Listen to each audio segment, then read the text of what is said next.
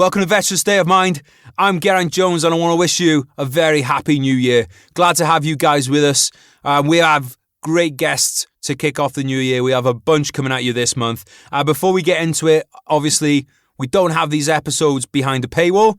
They are free to listen to, and I think you get a lot of value out of them. So all that we ask is that if you enjoy today's episode, or if you do take something away from it that you find useful, please tell a friend, make a post, or leave a review. Please do that for every episode this year that you enjoy, guys. It's very important to help us grow. As I've mentioned before, you know, we get messages on the podcast from you guys listening who have been helped by something a guest has had to say, or maybe you've just enjoyed rants and bants and it got you through a hard week. There are millions of vets out there, and we want to reach the ears of all of them to at least give them a chance to say, I want to listen to this, or this is a load of shit. Let's give people the chance. All right, today's guest. I first came across him on an episode of the MFCEO Project with Andy Frisella, I think back in 2016. So it was an absolute pleasure to get to chat with him today. I'm going to read you a short little bio. Ryan Michler is a husband, father, Iraqi Combat Veteran, and the founder of Order of Man and the Iron Council. Ryan grew up without a permanent father figure and has seen firsthand how a lack of strong, ambitious, self-sufficient men has impacted society today. He believes many of the world's most complicated problems could be solved if men everywhere learned how to be better husbands, fathers, businessmen, and community leaders. It has now become his life's mission to help men across the planet step more fully into their roles as protectors, providers, and presiders over themselves, their families, their businesses, and their communities. I really enjoyed this chat, guys, and I'm very happy to be able to kick off the new year in style with Ryan. Please give a very warm welcome to Mr. Ryan Michler. What's up, mate? Hey, what's up, man? How are you? I'm good, mate. Thanks for coming on today, mate. Thanks for giving us your time. Oh, no, I'm excited, man. I'm not giving up anything. I've been looking forward to a call, so it's all good. This has become the unofficial way of beginning the podcast right now because obviously I'm a bit of a book fiend, and every time we have people on, so I'm down in Peter's studio, but obviously we have people calling in from the home offices and stuff, and I'm always like, ooh, books. Like, you got the shelf going on. What kind of just generally, what have you got on there? I listen to mostly self-help stuff, or read. I shouldn't say listen. I read mostly. I don't listen to a whole lot of audiobooks. I read them, so a lot of self-help stuff. Yeah, I don't get into fiction too much. The only fiction books lately that I've really enjoyed is Jack Carr series. It's been pretty good. Yeah, but outside of that, I mean, it's one book that I actually really, really like. Probably one of my favorite, if not my favorite books and stories of all time, is Endurance by Alfred Lansing, I believe is the author. It's about Ernest Shackleton's adventures across the Antarctic that didn't go quite according to plan. But yeah, so that I just got this book in the mail. Stephen Kotler, he wrote Stealing Fire, and what was the other one he wrote? Oh, The Rise of Superman. Yeah, so he's coming out with this new book right here, The Art of Impossible, and this one's actually really good so far. So it's not quite available yet, but just doing some research for the podcast. I always think with books, it's just one of the things you should always recommend a few books to people, and someone's had value already if they just come away with a few books. I want to talk about your own writing and stuff later, but while you're on the subject of Jack, and it's when I've had like Jack on the podcast, who you've had on, I've had Stephen on, who you had on, and I just kept coming across your podcast again and again when I was researching the guests that we were having on here. So I want to say thank you, one, for your time today, and also for providing me great and enjoyable podcast preparation for my other guests. Good, man. That's the goal. If I could put any value out into the world, man, that's what I want to do. Sometimes I feel like I'm hit or miss, but occasionally I'll get an email or message, or somebody will tell me, this one thing you said this one time served me, and that's what it's all about. So I'm glad to know that. Well, it's funny because I first actually came across you on Andy's podcast back in 2016. Okay. So I really listened to that, but that's where I knew you from initially. Which, by the way, like 4 years ago when you were first on with Andy, that's gone fast. Yeah, it's gone fast, and I mean I haven't gone back and listened to that podcast. Andy and I did another podcast about 5-6 months ago. Mm-hmm.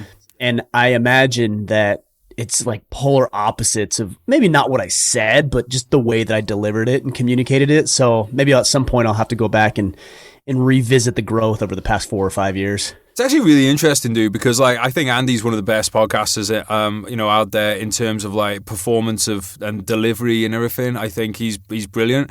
But like you go back and listen to that episode, and he'd be the first to tell you this as well. Andy's a friend of this podcast and a great dude. So I'm not saying anything out of turn. He'd agree. But you go back and listen to it now, and the production of the podcast compared to where it's now is obviously totally different, as it should be. Because that's the point. Yeah, exactly. And I think that's such a cool thing that people like Andy leave up his older ones, so you can see that like linear, like that progression on it. There's so much stuff I want to dig into today, dude, because you have the podcast going on, and you got the whole order of man in general, your service. But I want to take it back right to the beginning at first, because so much starts at childhood. And I want to know a bit about yours. So can you tell us just generally, like, where did you grow up?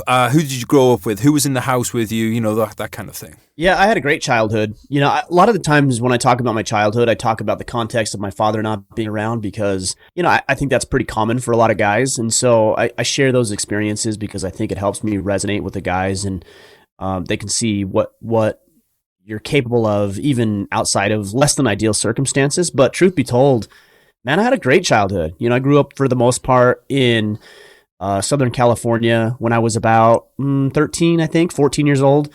My mom got remarried, and her new husband decided that she didn't want to raise myself and my sister in Southern California, which I think was actually a very good call. I was getting into trouble. I was running around with the wrong crew. I got suspended from school. I was fighting. Like, it just wasn't going well. So they moved us to this very small town in southern Utah. And I remember sitting in the we were at the hotel restaurant, and we were going through floor plans of houses from magazines. And my stepfather was very successful with his business. And so he built a house. He bought some land and built a house, and he let us have some say, and not everything, but some say in the matter. And it was really cool. So we moved to this small town in southern Utah, and man, I'm telling you, I would not trade that for the world. That was such a good thing for me.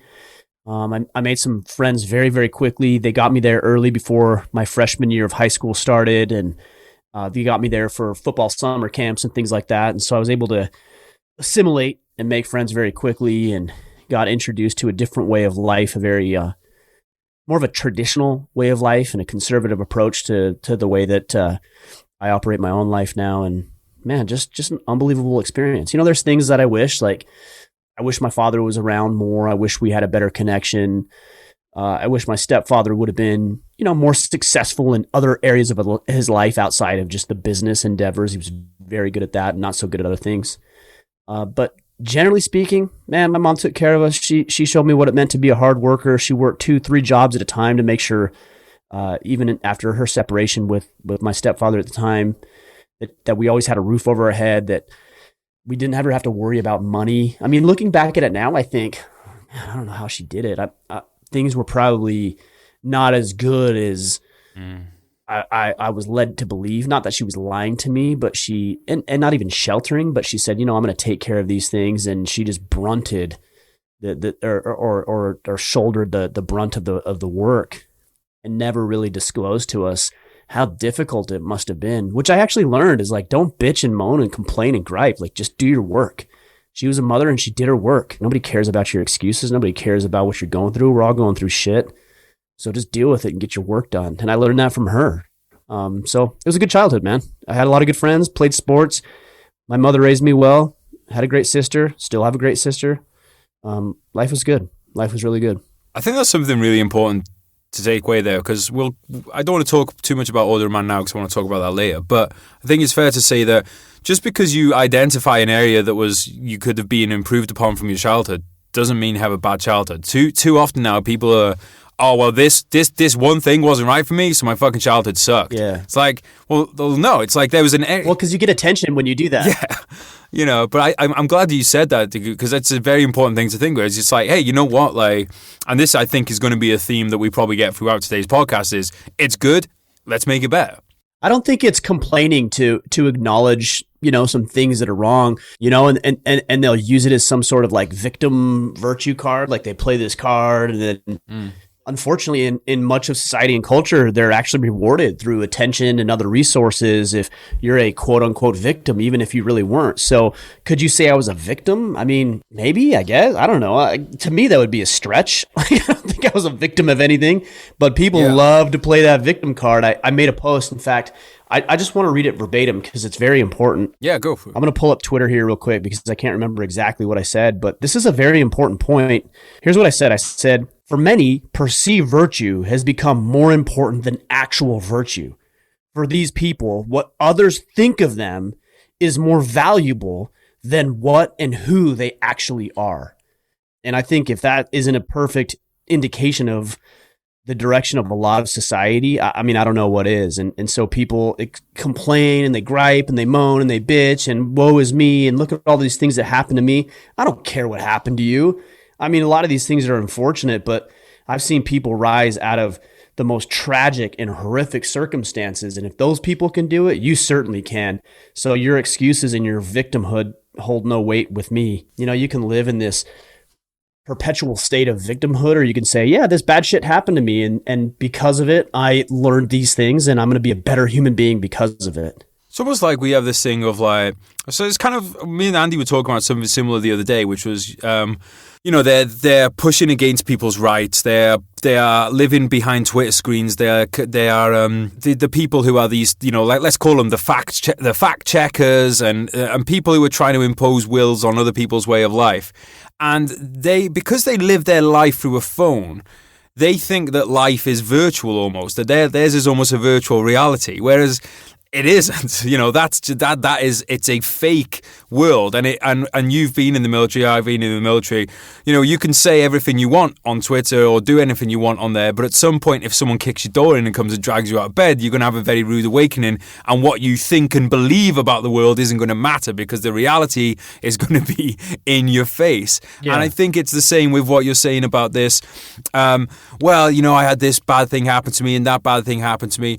They're building this a virtual reality of that because that stuff happened, therefore I should be treated well. Well, no, it doesn't work like that. Like, that bad stuff happened to you, but there's no one coming to rescue you because of that. You have to do this work yourself. Well, look, I've spent some time in the outdoors over the past 3 years. I got into hunting in 2017. A good friend of mine, Colin Cottrell, invited me on a hunt and unlocked an entirely different perspective I'd never considered before. And as I walk around in the wilderness and I try to shoot deer and elk, nature doesn't give a shit about your situation and your circumstances. Like, when I stock up on a deer, that deer wants to stay alive just as much as I want to kill it, right? Or who knows, maybe I've been stalked by a mountain lion or a bear or something. I don't know. I mean, I haven't had those close encounters, but that animal wants to kill me as bad as I want to stay alive.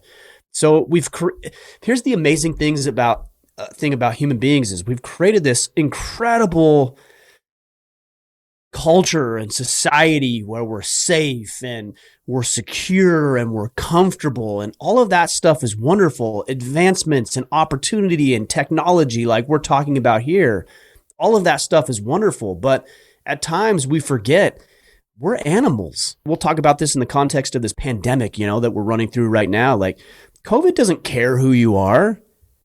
So I see some of these rules like, don't have more than 10 people or close your doors at 10 o'clock at night. COVID doesn't care. Nature doesn't care.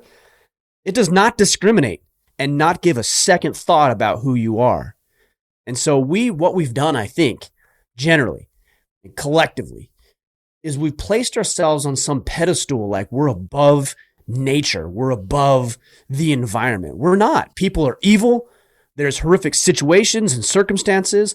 And what we need to do is we need to make ourselves more capable of dealing with the things that are trying to kill us. We need to develop skill sets that will protect us and help us to thrive and help the people around us thrive.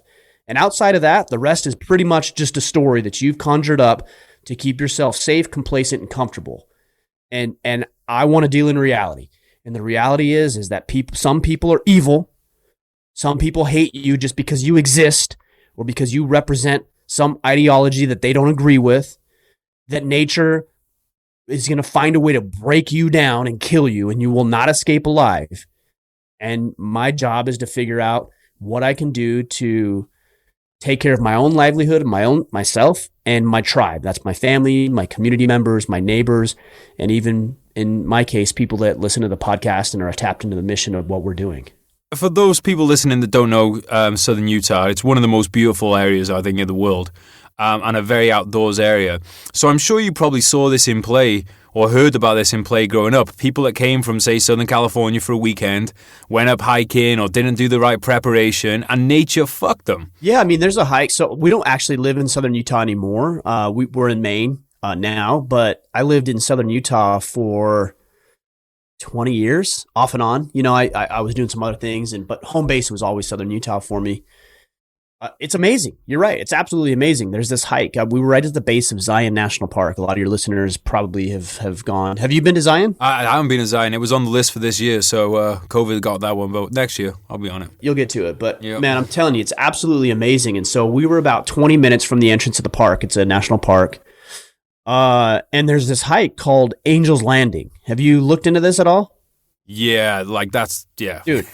People put like, pause, look it up right now, pause Google Angel's Landing, and then come back to us. It's unbelievable. Yeah, I mean, you walk up this thing, and it's not like, it's not an aggressive hike. It's not, it's not that difficult physically, but mentally, I mean, it'll screw with you, dude. Because you're walking up and you come up to these switchbacks, and the switchbacks just kind of go back and forth up by, I think, 15 steps or whatever it may be. And that's the easy part. And then you get past that, and it's like, okay, game on. Because now it's like this small little trail, and it's, 3 feet wide, 5 feet wide in certain areas, and you're walking up the spine of this ridge. And to your left and to your right is 1,000-foot sheer drop. If you make a wrong step, you're done. You're out. Game over. Oof. And they've staked these metal poles into the trail with a chain, and so you're like clinging onto the chain as you're walking up this thing. And I've done it 3 or 4 times now. Every year, inevitably, somebody falls. And I just can't help but wonder, why is it that they fall? Like, why? You're walking up this thing, you're steady. You've got a chain that you're holding onto. You got other people around you. It's scary as shit for sure, but why would you fall? Complacency. You get too comfortable and you don't realize the ramifications or the results and the consequences of the game you're playing, and you take it too easy and you make one wrong step and you're done, man. And nature doesn't care. Nature doesn't, try to rescue you and extend the branch that you can hold on to until no, nature will destroy you. So be vigilant, not just against nature, but human nature and life in general. And that's why I talk about skill acquisition as being a very, very crucial thing to your well-being, because you never know when you're going to deal with your own Angel's Landing, whether that's a violent encounter, a natural disaster, Angel's Landing itself, or any other circumstance that you may find yourself in. Anyone that listens to the podcast, well, I'm an absolute America-phile. I love America. One of the reasons why is I love the outdoors of America. I just think it's breathtaking. And I think American people and American men, to make this more specific, have held on to, and by no means all American men, let me say, but enough American men have held on to the traditions of hunting, outdoorsmanship. It's something of a lost art in Western Europe now. And it's one of the things that really attracts me and a lot of other people to living in America, because I've never hunted apart from men, but I want to. Everything else is inferior to that. Let me just tell you. It's like, but I've hunted dudes, but now it's like I want to go out and hunt. I want to provide my own food, and you guys have that. Is that something that you think Americans recognize how lucky they are to have that at home? I think we've been sedated. I'm trying to think about how to word this. I'm not going to say that we've been deliberately sedated, but I think we have just created this, like I said earlier, this incredible life, and it's created a lot of complacency and content that is dangerous. It's very dangerous. But I think there are a lot of individuals, Western societies, specifically in America, we were founded on rugged individualism. I mean, what the hell would possess an individual to I just heard the first story of Thanksgiving from Stephen Mansfield, who's a friend, and he has a great podcast. And he was talking about the first story of Thanksgiving, and these were Christians who felt persecuted, that they couldn't entirely worship and talk with God the way they felt they wanted to, and so they got on these ships completely the wrong time of the year, completely cold, and they spent 5 to 6 months on these ships, traveling from Europe into this new land. And they spent 6 months, and then they got here, and they were faced with things that they'd never considered before. Unfortunately, Native Americans welcomed them, taught them, and this is the story of the first Thanksgiving. What would possess an individual to do that? Like, why would you do that? Why would you get on, like, legitimately, think about that. Why would you do that? Why would you get on a ship, know that you're going to spend months of your life, and there was disease and cold and famine and illness, and people were throwing up, and people were living in their own feces, to get to this place, and you have no idea what the hell's going to happen there? Why would you do that? You would do that because the environment that you're currently in is so bad in your mind that even the prospect, even the hope of something maybe just a little bit better is enticing enough to get you out of that environment. None of us have ever experienced that. I've never in my entire life felt so persecuted or scared or fearful that I felt like, oh, I have to leave this place and go somewhere else because if I don't, I'm going to die. I've never experienced that. Very few people have. There are still people who have, by the way. I doubt anyone listening to this house. You're probably not living in Myanmar or somewhere like that, you know? Because they're listening on their damn cell phone and everything else, and it's amazing, but that's what they're doing. They're not persecuted. Okay, so we know that these individuals felt so persecuted and scared or fearful that they were willing to step into this great unknown and this great uncertainty. And these are the individuals who are the forefathers of America. America was founded by rugged individualism, by risk, by hope, by optimism, by freedom-loving people who wanted to live their own lives out from under the thumb of those who would control them. And so this is a nation of freedom and liberty and risk and adventure, and that still is within our blood. Still within our blood. And the cool thing about it, too, is that we welcome immigrants, you know, people that come here and do it legally and ethically and do it the right way. And you can have the American spirit. You can embrace the American spirit, which is rugged individualism, which is I can do this and I can do it well and successfully without somebody else dictating every little minute detail of my life. I can do it. That's why I love America. That's the American spirit. Rugged individualism. Sure, there's some risk, you know, and so when I see people say things like, I've literally seen things like, is freedom more important than safety? Yes. Hell yeah. Yes. It is. Yes, it is. Hell yeah, it is. Hell yeah, because I'd rather die a free man than die under the rule of somebody else. Hell yeah. And the thing is, bro, 100% all day, every day. And that's the illusion of safety that you're giving your freedom away for. There is no such thing as safety. If you give away your freedom for safety, well, it's safety until they then decide that you're the enemy or that you're in the wrong. There's no safety. The only thing that you can have is freedom and rights, and that's the only thing. Only thing you can have is a fighting chance in life. There is no this blanket of safety. It's a total illusion, and that's why I love America, dude. Exactly what you said there, and you know what as well. I think, you've seen animals. I've seen animals. Anyone listening to this podcast has seen an animal in their life. An animal doesn't need to get trained to do what it does. An animal just knows, and it makes perfect sense to me that if your ancestors went to America and was one of those pioneers and crossed the Oregon Trail or did whatever they did, that would be passed down to you genetically. Like that is this. I have no trouble whatsoever believing that kind of thing can get passed down. No, I think that's right. I think there's a lot of intuitiveness that comes with that. I think there's a lot of training that comes with that. I think it's the culture that we've created. So there's a lot of subconscious, I don't know if it's training, but subconscious learning that's happening, that we value freedom and liberty and independence.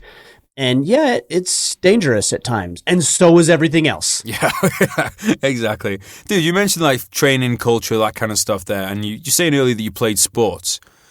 I'm a huge believer in sports. I don't think that it's a surprise that two guys who went into the military are big believers in sports. Can you tell us a bit more about your kind of background in it and your belief in it, and like also, because I know obviously you're a father now, what your kind of approach is to sports with your own children? Yeah, I think, there's a big difference in my mind, and anecdotally, but also from a perspective of data, that boys and girls, men and women, are completely different. Not entirely, but there's a lot of differences. And so I watch my young daughter, she's 6 years old, and I watch her interact with life and engage with life. And she's got dolls, and she treats them like a mother. And even her younger brother, she mothers. It's very interesting because I think women are just by their nature more refined. I would say maybe, they look into that motherly role more quickly. And then I look at my boys who to varying degrees are wild and untamed and destructive at times. And they don't quite know how to harness that masculinity, and that needs to be refined. It really does. I don't think women need to be refined. I should say it this way. I don't think girls need to be refined the same way that boys need to be refined. So I see my 3 boys and I think, man, what am I going to do to help them understand the masculine chemicals and everything else that are coursing through their veins? What am I going to do to help them see that? And I can think of no better way than to organize them and to give them structure, and then to allow them to experience potential risk and pain and suffering. And that's what sports offers: pain and suffering, but not without purpose. Right? Like if I said to my son, hey, I just want you to go up and I want you to ask the biggest guy you can find to kick the shit out of you and just see how it feels, I can't imagine them being very excited about that. Yep. But if on the other hand, I said, you know what, I want you to learn these skills, whether it's blocking or tackling or how to do an arm bar or how to swing a bat or whatever, right? Learn these skills and then go find the biggest, baddest dude who's better at you at those skills and see how your skills stack up. There's something very, very enticing and exciting and refining about that.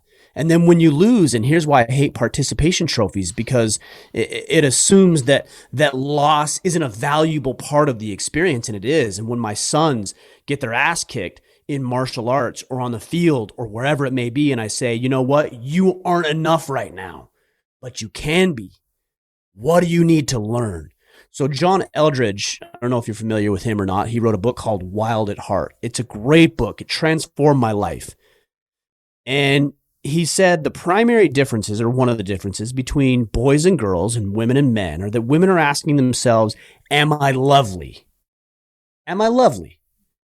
Not beautiful, lovely. There's a difference, I think. There's a distinction. And so I look at my wife and I look at my daughter and I think these two females are lovely. And they're worth my energy and attention and pursuit and all of the things that I want to be in their lives. They're worthy of that because they're lovely, they're beautiful, they're hardworking, and they add value to my life. But boys and men are asking, am I enough? Do I have what it takes? And when you fail as a father or mother to help your son answer that question, am I enough? Then you're selling them short. And the only way you can do that is by pitting them against other people who are better than them. And competitive sports offers all of that. So you go into a football game and you get your ass handed to you by the other team. The answer to the question, am I enough, is no. And women don't like that. On the other hand, men want to know. And when they get their ass handed to them, they should say, and if they have healthy male role models, which we can talk about later, they should be thinking to themselves, I am not enough, but that's not the full story. I am not enough, but I can be if I develop these skills. And then it becomes aspirational. It becomes challenging, which is what we need. It's look, if a guy beats me up on the mat, because I've gotten into jiu-jitsu over the past couple of years, if a guy beats me on the mat, I don't feel sorry for myself. My response is, wow, that guy's really good, and I need to get better so I can beat him next time. Yep, absolutely. And any healthy man responds that way. It's only when they're told that you're enough just because you exist does it create a problem. And then there's this weird disconnect in young men's lives of like, you're enough, you're special just the way you are, because their mind and their bodies are telling them that that's bullshit, and it is. So they're hearing these things like, I'm just good enough, and in their mind they're like, no, I'm not, because I'm not performing. No, you're good. No, I'm not performing. And then there's this disconnect and this internal dialogue of conflict, which is not healthy, and it leads to anxiety and depression and potentially even suicidal thoughts. What boys need is they need a male, not a female, a male role model, father, mentor, brother, or coach in their life saying, you know what, you're right, you're not enough, but I can help you become enough. I can help you act, and I can help you channel everything that's running through your veins right now so that you become enough, so that you look at yourself and think, I'm capable. I've proven to myself that I am, and I can do the things that I want to do, that I want to set out and accomplish in life. I think what you said there, dude, is so important. This ties back to what you were saying about us being animals. I could tell my dog he's a goldfish every day. He's a fucking dog. If you are telling a guy that you're enough, winning doesn't matter, you are not, by telling him that, going to override his millions of years of evolution. No, sir. That is not happening. That's dude. right. And I think this maybe is tied into the service, but one of the great things about sport, and one of the reasons I love American football, is because it's such a team sport, you know. So you've got to, everyone has their assignments, and if you're a lineman, you have to execute as a lineman, and you're not getting the touchdown, but the gap that you opened up, the guy's going to run through, he's going to score a touchdown, the team wins. And also, you might have to throw a block, or you're going to get lit up, and that level of sacrifice. You learn sacrifice for other people at an early age.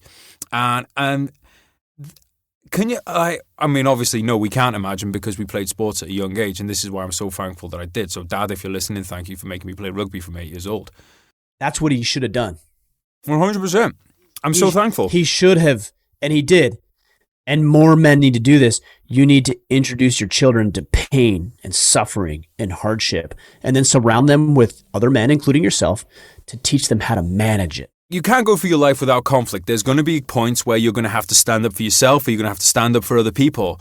If you get into your 20s and you've never been hit, or you've never collided with someone, there's something really primal about a kickoff in rugby or football where you're just running at each other from distance. You know what's coming. You're trying to kill each other. Could you have done what you did in the military without that build-up from sports? Because otherwise you're asking people to, you're literally hey, I know you've never thrown a punch before, but now this person's breaking into your family's house and you need to defend your family. You can't make that jump. I think you're right. I think we would surprise ourselves when the situation called for it, but I also think even more common than that, because a lot of us haven't spent time in the military, and even with what I did, it didn't hold any weight to what some of our heroes have done. But even just more common than that is, if you've never got punched in the face, how in the hell do you expect to go ask your boss for a raise?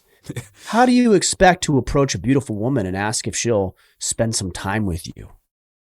If you've never got punched in the face, both literally and figuratively, if you've never got your ass handed to you and realized that, you know what, that guy kicked my ass, or that situation really throttled me, and I'm alive, it didn't kill me, and I'm more capable than I thought I was. And now what you can do is you can realize that if you go ask for that date and you get turned down, yeah, it sucks, but it's not the end of the world. If you go ask for a promotion, you might get rejected, but you know what? At least you put yourself out there and you got yourself in the game.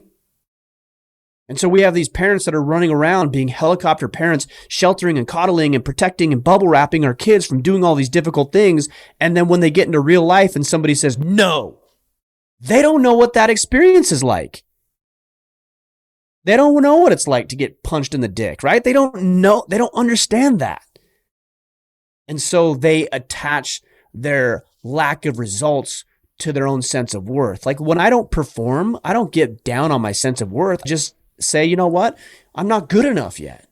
Yet being the key word there. And you can reframe that as well, because your sense of worth, when you can honestly look at yourself in the mirror and say, hey, I'm not good enough. And guess what? I have the confidence and the self-worth to tell myself that, and I know I'm going to get better. Your self-worth goes up, not down. Yeah, that's faith. You know, like a lot of guys ask me about faith. You know, how can you perform when you've never performed in the past? Or how can you feel confident with something that you've never done? Because you draw on past experience. When I started this podcast, I had never created a successful podcast. So what in my right mind gave me the right to even think that this might be some level of success? Because I've been successful in other areas. That's the answer. Because I was successful in the football field, because I was a successful soldier, because I already ran a successful business.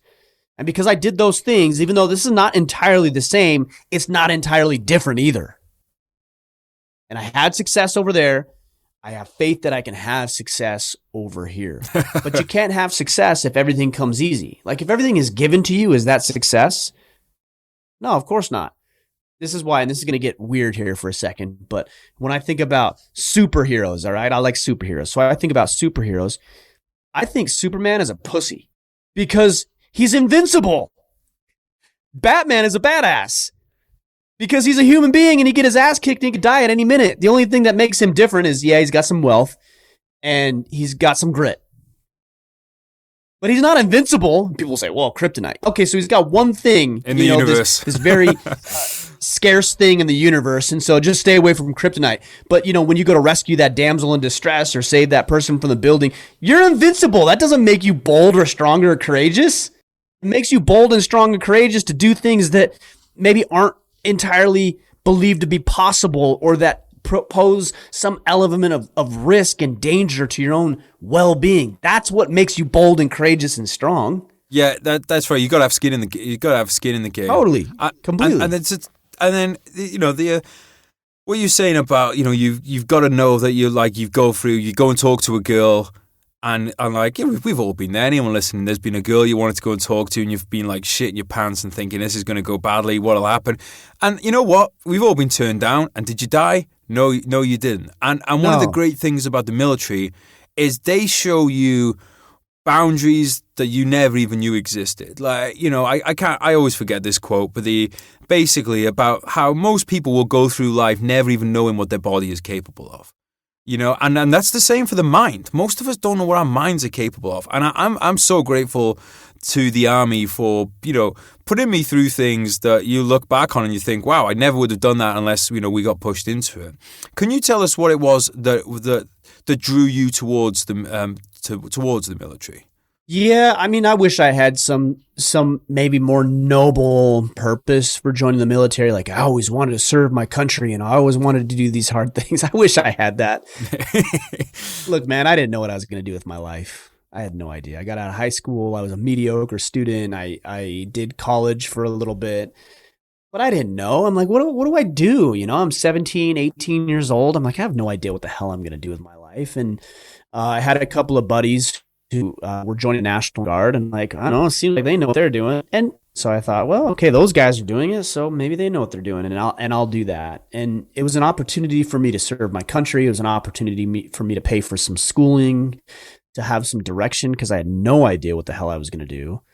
And it ended up being a very integral part of my growth and my life. And, you know, I grew more patriotic and I understand the value of being in the military. And I developed an appreciation for the hundreds of thousands of men and women who have died fighting for a cause they believe is important. I developed all of that after. But when I joined the military, frankly speaking, I just didn't know what the hell else to do. I really didn't. And so I'm so fortunate that I was able to go down that route. But a lot of people think like, well, I don't know if I want to do this as a career or that as a career. It's a 4-year enlistment, I think. I think it's 4 years now. You know, as you and I know, unfortunately, now we're getting a bit older, a bit longer in the tooth. 4 years goes very quickly. Like, you know, we were saying earlier. Very quickly. You know, just join for 4 years. See what happens. Right. If you don't know what to do in your life, you're going to there can be a lot worse decisions than joining the military. Yeah, I think a lot of people feel that way, not just about the military, but life in general. If I do this thing, then I'm pigeonholed into that route. No, man, like there's so many different paths. My son and I were walking around. We were doing some hunting together last night, and we were walking around, and we found where our deer on our property bed down. We found it. And as I was walking in the beds and seeing, where they were making their beds, and there was all kind of sign of deer, a trail, poop, that kind of thing, my son turned to me. He's like, Dad, there's trails everywhere. As you're walking through the forest of life, you can't entirely see what's on the other side. You don't get to see what's on the other side. You have to make decisions with the limited information that you have, which is just you where you are and some of the trees. And you're like, I don't know, left looks good. And you get left and you get down into some thicket and you realize, oh, you know what? This isn't good. So I better turn right and get back on that other trail. And this is life. You can't not make decisions.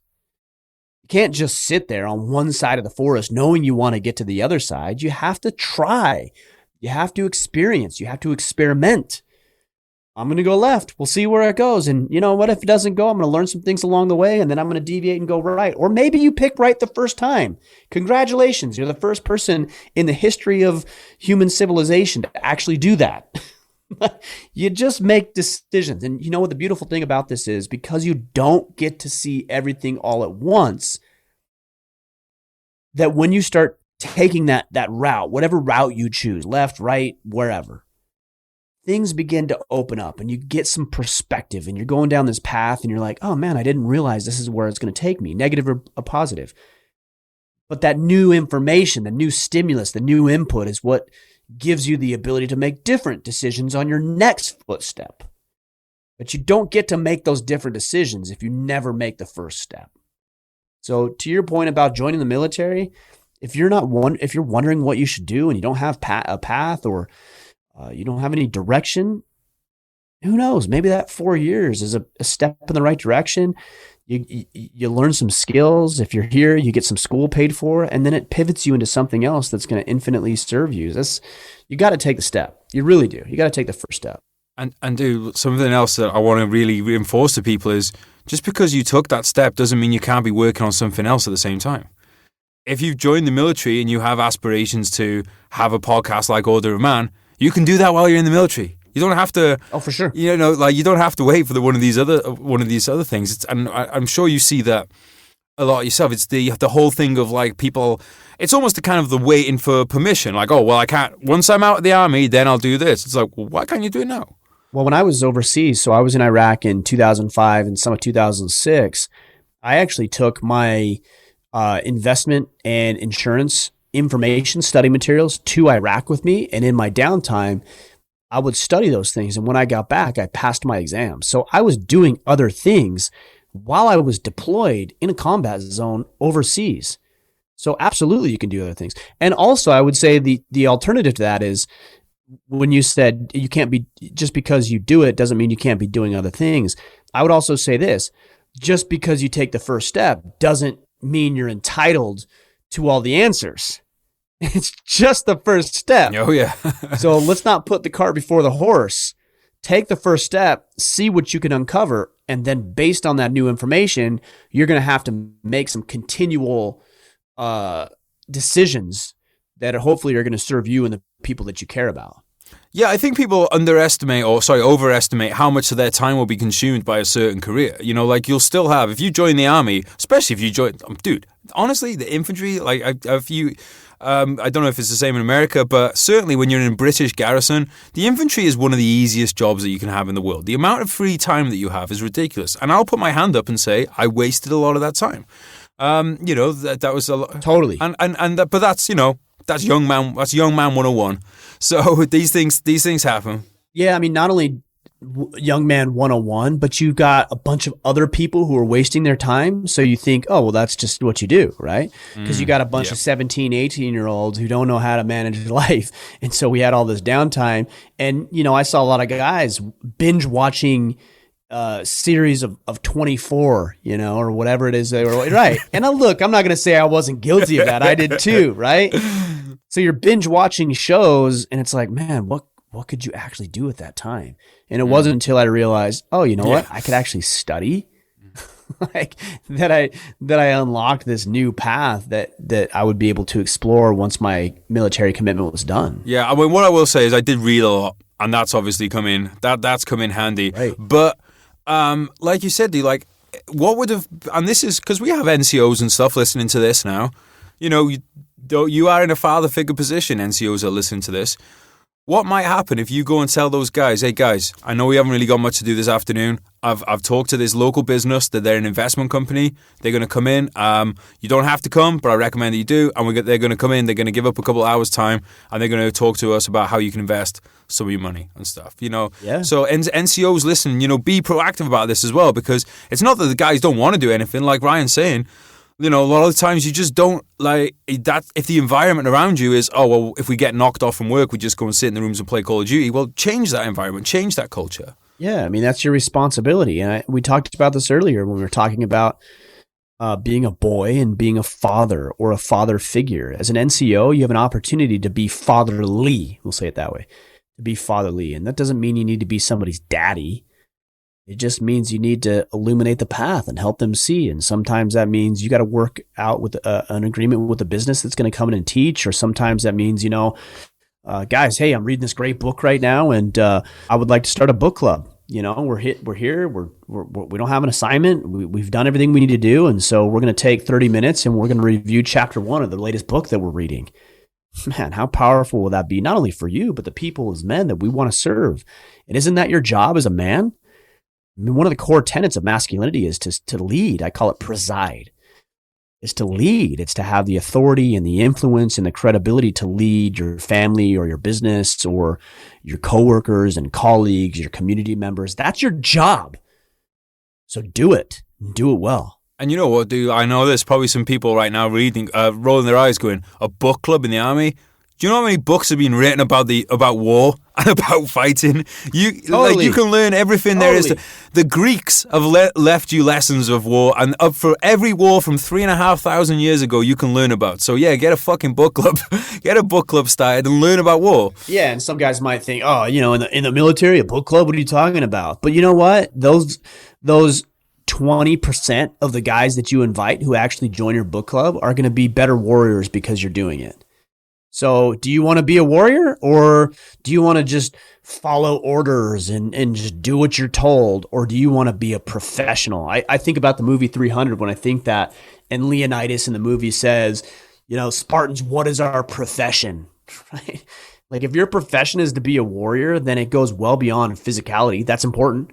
But it goes to intellect, and it goes to thoughtfulness, and it goes to effectiveness and the skill sets that you can develop. And you can pick up a lot of this in a book. And then apply it and turn information into wisdom, practical application. There's definitely a difference between a warrior and a soldier. Totally. You know, like a soldier is your conscript armies, like back in the day, you join up, they stand you in a line and you go forward and then you basically just look. It's all coming down to luck, whether or not you get hit down. I think a warrior is somebody who goes out to learn everything about their profession that they can. And I wish I'd done more of this. Like looking back, you know, I'm not talking from a position of this is what I did. This is what I wish I did. Yeah. You know? A soldier is a boy. You know, what do boys do? They look to their daddy to tell them everything they need to do. And look, frankly, there's times that's appropriate. Like when I was in basic training, I was a soldier because I didn't know. How would I know? How would I know what we needed to do? And so who do I look to? I look to my drill sergeant, my daddy. Like a warrior. Right. Yeah. A warrior, somebody who has this figured out. And then at some point you have to become a warrior. And that doesn't mean you go rogue. That doesn't mean you butt command. It means that you invest your everything, your mind and your heart and your soul into becoming a professional, a warrior, not just a follower of orders. Bro, when you talk about that right now, I just want to get back in uniform. Like, do you ever? I mean, I missed a lot of opportunities, man. Like, if I were to do it over, I would have done a lot different. I would have been a warrior. I wouldn't have been just a soldier. I would have immersed more into it. I would have poured more time and energy and sweat and attention and learning and going to schooling and going on these opportunities that were presented to me that I failed to take. I would have done things so much differently, and my life would have been different. Certainly my career there would have been different. but my life would have been different had I done that. But sometimes that just comes with maturity, and sometimes we have to learn the hard way, and sometimes there's a season for being a boy and there's a season for being a man. And I was a boy at the time, and I wish I would have been more of a man, but that would have taken a man to teach me how to do that. This is just something that's gone on through our history. I'm sure every generation has said this. If you could take the minds of 35 to 45-year-old men and put them in the bodies of 18-year-olds, you would have an unbeatable army. You just would. Lend me your ears for a couple of minutes because no sponsors equals no podcast. Combat Fuel. If you have social media, then you have probably been touching yourself over how good I'm looking at the moment. I am looking juicy and swole. Combat Fuel has a lot to do with that. They have a new and even more delicious vegan protein in stock. I recommend, even if you're not a vegan, not just because it's delicious, but because it doesn't empty your room when you get the old lactosey farts that you get with whey protein and that kind of stuff. I use Combat Fuel's pre-workout whenever I lift. On legs days, I go for a big scoop of the regular pre-workout. And on upper body days, aka most days, I go for half a scoop of the regular pre-workout and 2 scoops of their pump-up product. And I get juicy gains for days. If they still have them in stock, I also recommend adding some Mountain Joe bars to your order.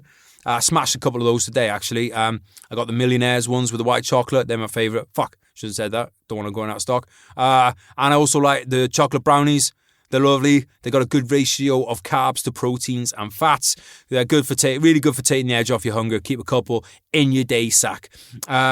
Gorgeous for having with a brew or a hot wet for you bootnecks out there who are probably listening to this in your 17th shower of the day, which you're having with your mates, no doubt. So if you want Combat Fuel, combatfuel.co.uk and at Combat Fuel, and there's a link for you guys in the show notes. Also want to say thank you as ever to Zulu Alpha watch straps. They've been with us for a very long time. We are very grateful. Zulu Alpha been doing big stuff in 2020, and I know some of you have been following that journey. If you want to check them out on social media, they're at Zulu Alpha Straps, and I've linked their website in the notes. They make bombers watch straps for alley blokes. I am a particular fan of the black beard design. I like black clothing, and I like black watch straps. And there's just enough colour on there for it to make it pop. I like it. Check them out. They're at Zulu Alpha Straps, ZuluAlphaStraps.com. Both of these companies are veteran-owned and operated. And they're also small businesses who have been getting fucked in 2020 by the man. But they're still going strong. Why? Because they're run by top blokes who put bags of effort in.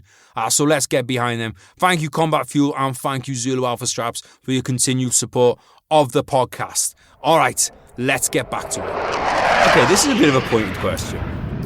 So I'll tell you what, I'll say my opinion on this now because I don't want to set you up on this because I have been. Okay. This is something that I don't want people to take offense with listening because we do have civilians listening to, but I'm just going to be 100% honest. There is a long period of my life, probably up until the last couple of years, where I used to think less of people if they hadn't served. I used to think you were less of a man if you hadn't served in the military.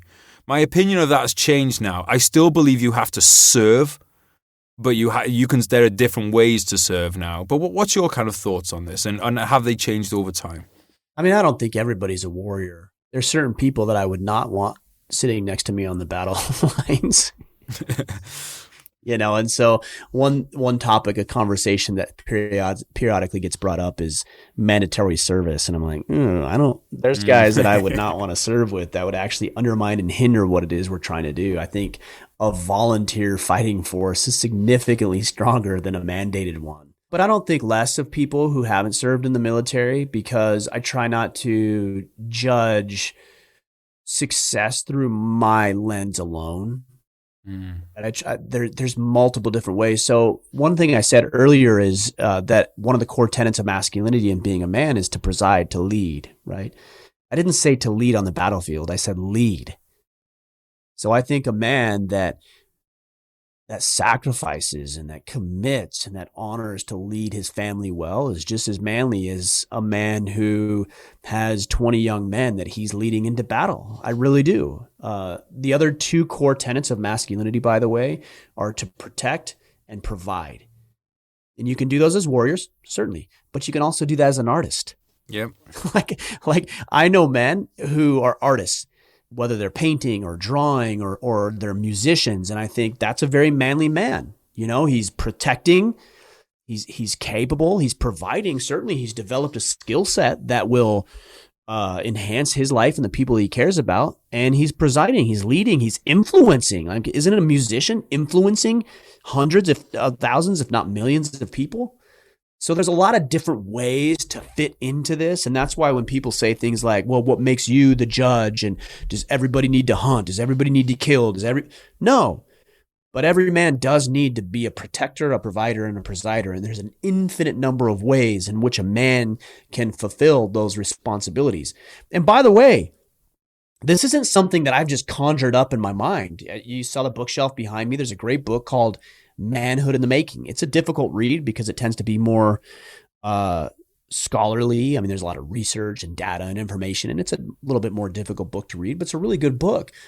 And the author, David Gilmour, makes the case, because he's studied different tribes throughout much of history and time, makes the case that for the most part, overwhelmingly, all cultures throughout all of history and time have perceived men to step into the roles that I just shared with you. And certain tribes do it differently and have different philosophies about why that is. But ultimately, there's some striking similarities, which leads me to believe that masculinity isn't some sort of like social construct, because if it were, then we would see varying degrees within tribes that have never been introduced to each other. That is not a social construct. It's a biological construct, and it's supported societally because it works. So society at large supports the biological construct because they see the benefit of men being protectors, providers, and presiders. And that means we need philosophers. We need warriors. We need businessmen. We need creatives, the artists of the world. We need all of them. And collectively, we move culture and our societies in the right direction. We're not at odds with each other. We're all in the same boat. I made this analogy the other day on my social media account. I said, in our Facebook group, which we've got about, I think, 76 or 77,000 guys in there now. And I said, look, guys, we're all going to row the boat and row the oars in the same direction. If you're going to row it in a different direction, you're off the ship. You're off the boat, because we're all going this way. Now, if you have a better, more effective, more efficient way to row the boat, cool. Welcome. Teach us. Show us so we can all be better. But we're not going to let you row against us. And so it takes all types. To your analogy earlier about sports, you've got blocking assignments, pass routes, receiving, catching, blocking, all that stuff. And we all play a different part, but the ultimate objective is the same, and we all need to be on the same path. Yeah, dude. And the reason I bring that up is because I'm sure you do too. I get messages from young guys who are absolutely heartbroken that they can't join the military because they've been found with a certain medical condition.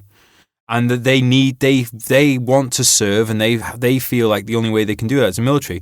And for a long time, I myself used to think, you're less of a man if you don't go to war. And I've changed my opinion about that now, because I've got out my own fucking, basically that was just me pumping up my own fucking ego, saying, oh no, I'm the best because I went to war. Now I realize I haven't fucking done shit compared to most people. For sure. And you know what? So if you're a young lad listening to this, and you can't join the military, don't get me wrong. I am totally sympathetic that you must feel like really bad, but there are loads of other ways for you to be a man. There are loads of other ways for you to serve, and to do all of that. So I don't want you to fucking it's shit. You got dealt a shit hand there, but like Ryan said earlier, everyone gets dealt shit at some point. So maybe you just got your shit up front, and maybe sometimes it's good to get the shitty stuff out of the way because. Actually, let me ask you this: do you think you can reach your full potential without suffering? Yeah, I don't think that's possible. Reaching your full potential is an interesting thing, because what is your full potential? Like it's a moving target, right? What you think is your full potential right now, right. When you achieve it, you've unlocked something else, right? So for example, in a very rudimentary way, here's an example. Let's say you deadlift 400 pounds, and you think to yourself, well, I want to deadlift 500 pounds. So you do everything required over a period of a year or 2 years or whatever it takes, and eventually you lift 500 pounds. That was your full potential at the time. Well, when you hit 500 pounds, you're actually capable of at some point reaching 550 or 600 pounds. Right? Now, you have a law of diminishing returns, but what is your full potential? We don't know. We don't know what it is. We can never reach it. But that said, in the spirit of your question, which is, no, of course not. Because if you're not tried, if you're not pushed, if you're not challenged, and you're not butted up against anything, how are you making yourself better if there's no contention, right? I've talked a little bit about martial arts. I've been training jiu-jitsu for the past several years. And if all I did was watched jiu-jitsu videos online, and I did that for 2 years. Let's say I spent 5 years watching videos online. Do this move, tweak this, change this, adjust this. Here's the technique. Here's the strategy. And then I went in and I said, okay, I'm going to pick the biggest, baddest ass black belt I can find. And I could say, I've been training for 5 years. Let's go. How quickly do you think you'd kick my ass? Very quickly, right? Right. Yep. Right. You need to have suffering. You need to earn it. You need to pay your dues, which means you need to go into the gym every day and you need to get your ass handed to you. And you need to learn and you need to get the feedback. Oh man, that didn't work. Let me try this differently this time. So yes, you have to have pain and suffering. There's no better way to improve, or no way at all to improve if you don't have some sort of thing pushing back on you. I do want to say something else if I can though about the warrior. Yeah, of course, bro. Warrior in order to be a man thing. There's a danger in attaching your sense of worth to an occupation, or even one activity in general, because at some point that will be taken from you. And in fact, a lot of warriors, soldiers, military members deal with this. They've spent 20 years or less or longer in the military, and they run up against a medical condition or they retire, and then they don't have any sense of self-worth outside of the military. And now that that's stripped away for them, voluntarily or involuntarily, they lose themselves and they lose their way because they wrapped up their identity into what they were doing as a profession. So these guys who say, well, I couldn't serve in the military, so I'm not a man. You're actually doing the same thing as a 20-year-old veteran who gets out of the military and is completely lost and ends up offing himself because of it. You're doing the same thing. You're tying your masculinity into a profession. You can take a warrior mindset and adopt that and embrace that and infuse that into what you're currently doing. Maybe you're leading a business. Maybe you're leading your family. Maybe you're a pastor of a church. You can still have that warrior mindset. You can still serve, and you can still serve honorably and have these great callings and engage in these great battles, even though they may not be physical battles. They're battles for the soul if you're a pastor. You can take that mentality and apply it to your life outside of the titles or the occupation, because that's a very, very dangerous game that I've seen thousands of men fall into. And I've seen a lot of these guys, frankly, and unfortunately, kill themselves because they wrapped up too tightly in not who they were, but in what they did. Yeah, dude, the people confuse the uniform was not the identity. You were the person, and you so when your service finishes, you were the same guy. You were the same guy. Yes. Just because you hand in the uniform and hand in your kit, you're that guy. That guy that stood up when the bullets were flying, that was you. The guy, it wasn't the uniform. You did that. And now you can do it in other things. And I'm really glad you brought that up, bro, because it's something we've talked about on here before, but I don't think we can say that enough, honestly. I've got a... it's something that I've written about. We filmed a movie about it this year, which is basically on that line. Because to broaden the point, this is something that happens to athletes. If you tied up your personality in, I listened to one recently with this girl. She was a figure skater, and then she got a bad accident. She couldn't skate anymore, and she went suicidal. It's like, well, it happens to everyone. If you we see it happen with people with money. If you tied up, I'm the money guy. I'm the guy that makes businesses and sells them, and all of a sudden they go bankrupt, blow the brains out. It's not about the money. It's about the identity. They think that their identity failed, and I think that's really good point. Let's drill down into this, dude, a bit, because I think you and I are probably, as a lot of people are, very concerned in the growing numbers of suicides, especially in young men. So in London, the number of calls has more than doubled in 2020, and I think we can put a lot of that down to some obvious things like, human beings are not meant to be alone all the time. We can, so we can put that kind of side of things. But even before 2020, this was a growing trend. Why do you think that is? Are you talking about it specifically in men? Did you say that? Let's talk specifically men. Because the world at large is telling them that they're good enough the way they are, and they know that's bullshit. Simple, yeah. You know it. You know when you're, as a man, and a woman probably experiences this too, but you know, deep down in your heart of hearts, you know when you are not performing to standard. You know it. And when everybody tries to make you believe that it's okay and then you actually buy that bullshit, then you create this animosity and this contention and this disconnect. I call it the integrity gap. You create an integrity gap between who you view yourself as. I am strong. I am capable. I am worthy. I'm a great father or a great soldier or a great whatever. And so this is your ideal version of yourself over here, right?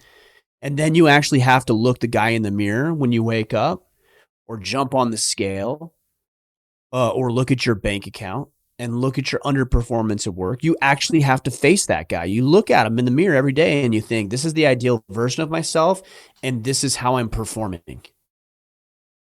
And that disconnect, that's the integrity gap. Who I view myself as, or who I have a desire to be, and who I actually am. And the greater that disconnect, the more contention, frustration, animosity, depression, anxiety, and potentially even suicidal thoughts that creates. So the world generally will tell you, hey, just love yourself. Oh, if you just loved yourself, that's bullshit, man. If you're hungover every night and you're 50 pounds overweight and you're $100,000 in debt and your wife just left you and you can't visit your kids, how the hell are you supposed to be happy with who you are?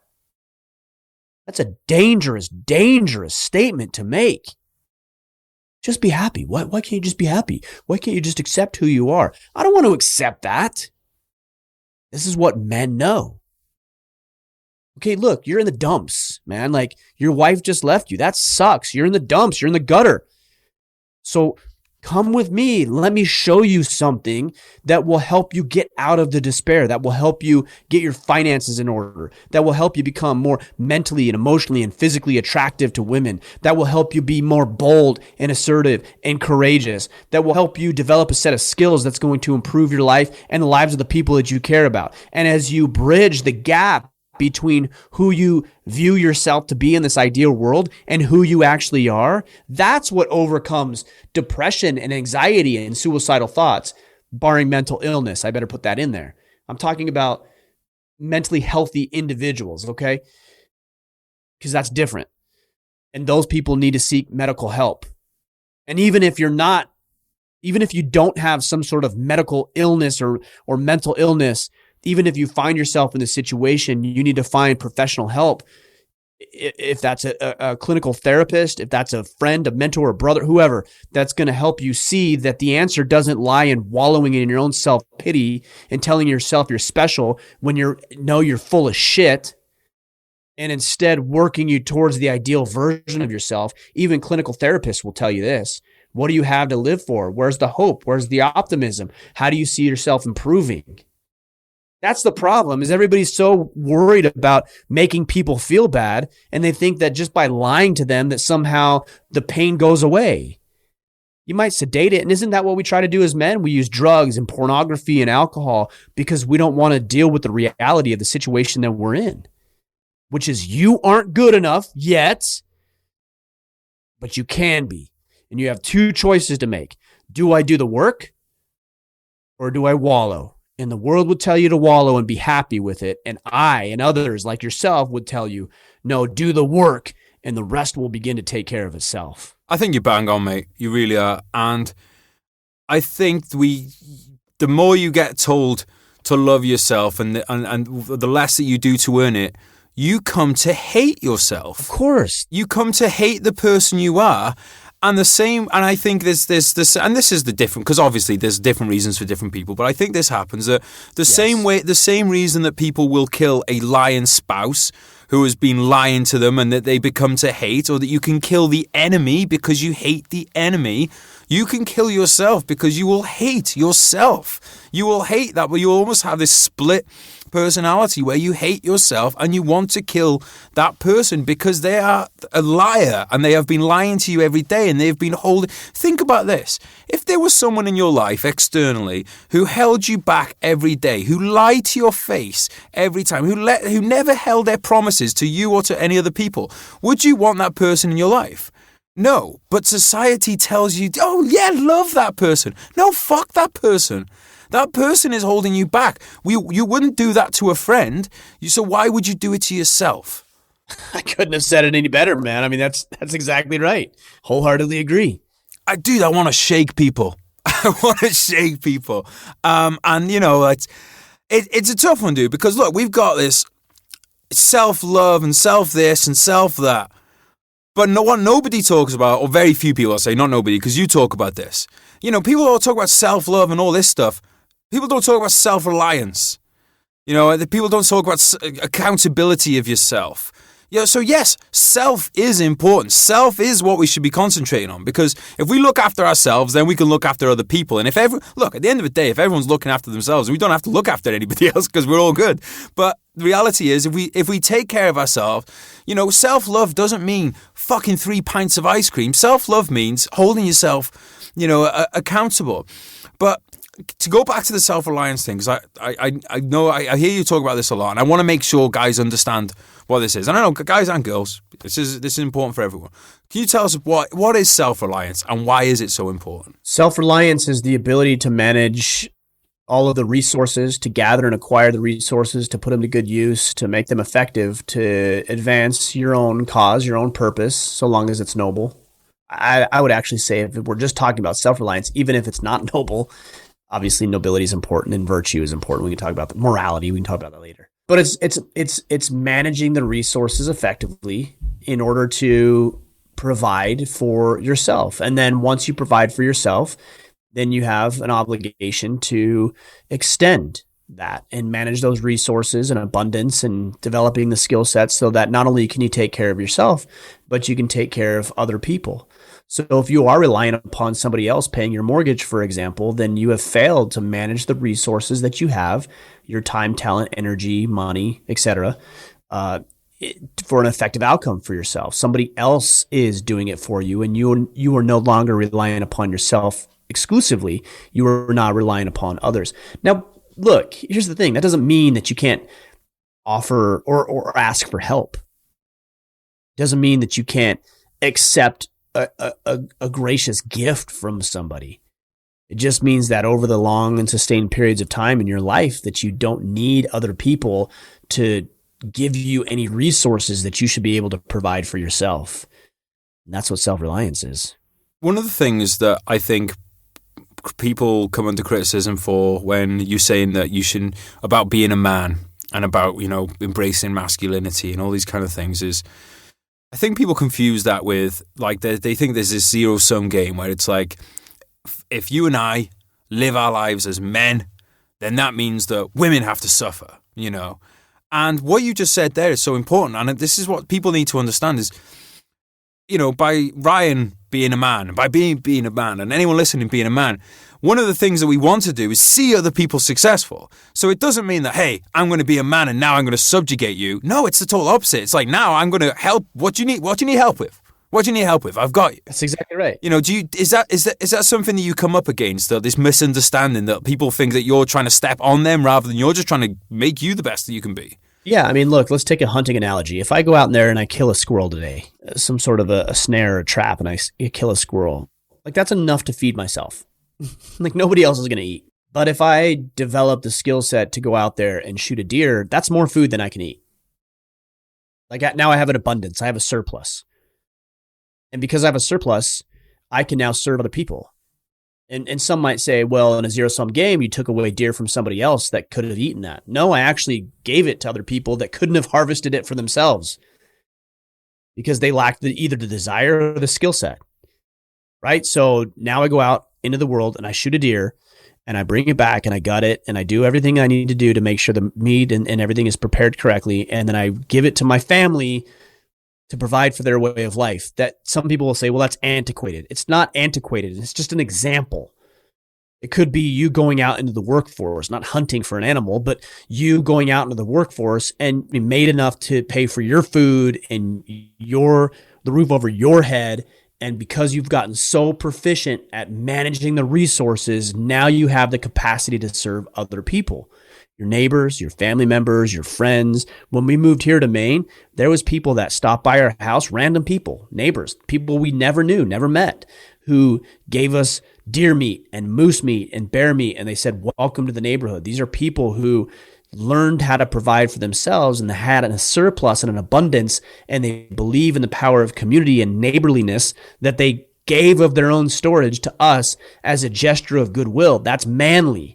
That means they've gone beyond worrying about themselves and expanded that to worrying now about other people and serving, and that is a very manly behavior. I couldn't agree more, dude. I think, it's like you said before, it's those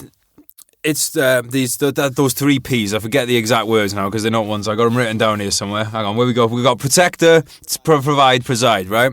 So that really resides, because the provide, that doesn't just mean that you provide, like literally provide, but it's you provide even if it's just the support or the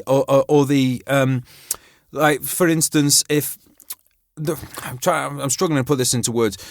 One of the things that I feel is a big problem right now is, it's especially in the UK. I don't know what it's like in the States, but you're almost perceived as a threat. If you say, I want to be a man and I want to embrace my masculinity, that's almost seen as a threat to people, because they associate that, bizarrely in my mind, with, right, well, that means that you want to have this patriarchy where women aren't allowed to have jobs and, any of this kind of stuff. I'm like, no, it's the total opposite of that. I want to be a man because then I can be happy. And when I'm happy, because I know, dude, when I'm not happy, I'm a bastard. And like, I think most people are.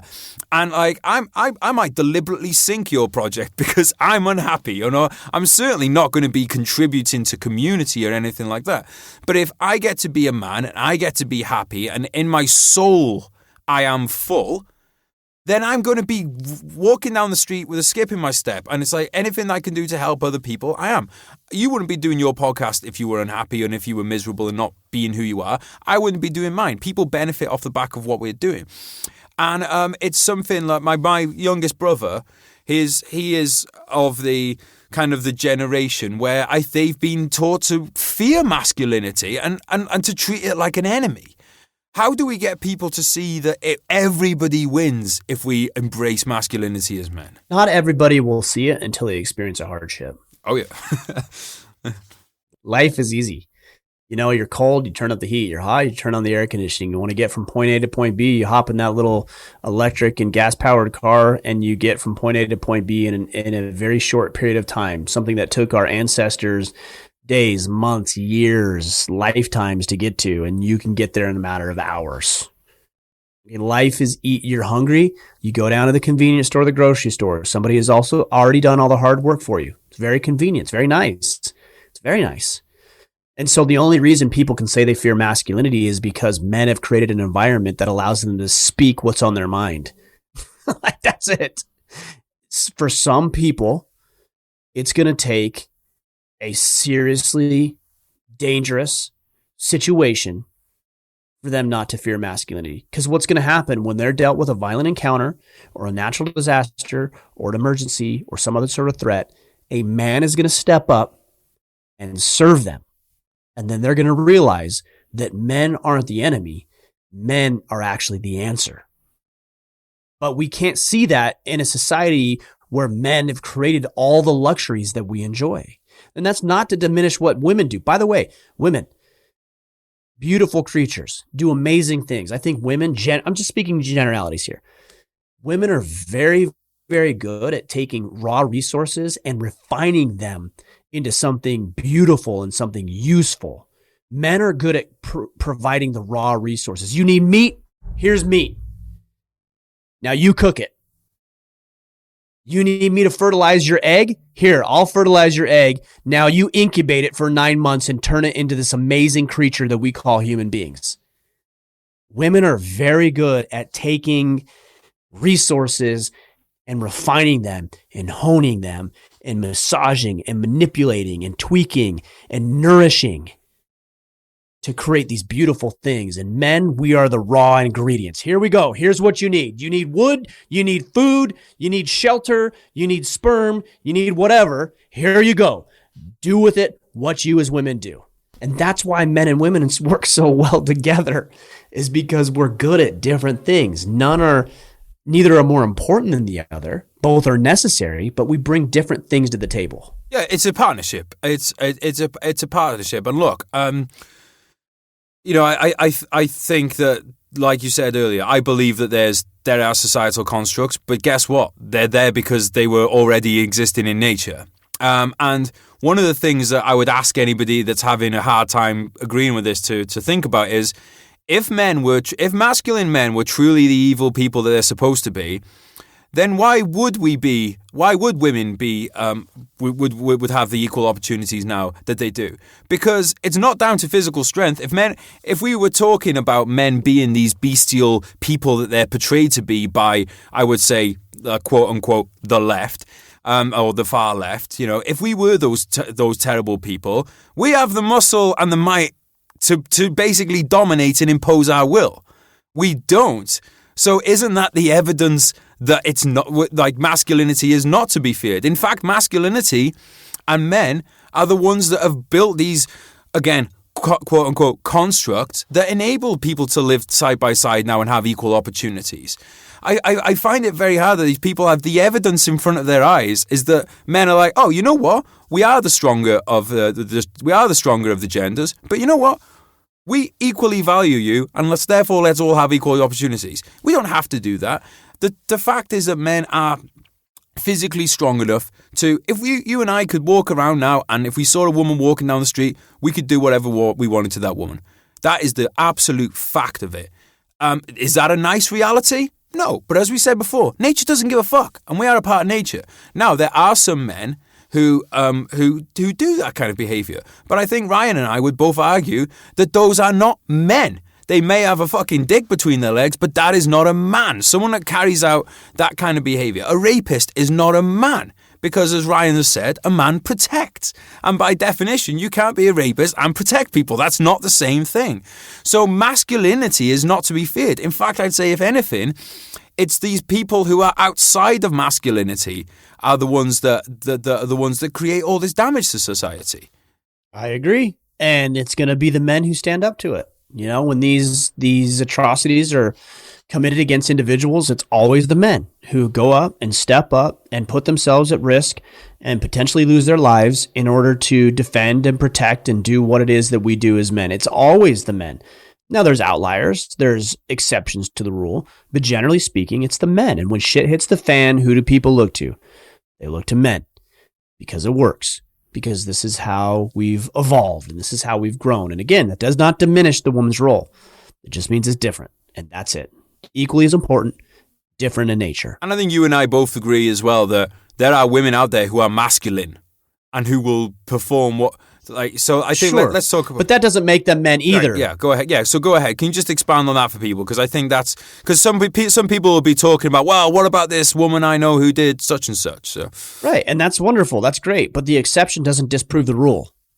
There's always exceptions. You tell me one thing, I can find an exception for everything. But does that mean, like for example, if I said human beings have 10 fingers, well, my grandfather chopped off my wife's grandfather, I should say, chopped off his 2 fingers when he was young. He had just 2 fingers chopped off. So now he's got 8 digits. Does that mean humans don't have 10 fingers? No, it just means that he chopped off 2 of his fingers, and that's the exception. But that doesn't mean that human beings have 8 fingers. Human beings still have 10 fingers, right? So the exception doesn't disprove the rule. And if there is an exception, great. So a woman did this heroic thing that required this incredible feat of physical strength. That's not bad or wrong. That's wonderful. And it's also masculine. So she exhibited masculinity. She's still a woman. There are some men who are very feminine. And I would suggest that individual, if he's protecting and providing and presiding, I know men in my life who are very feminine nature, and yet they're great protectors. They're great providers.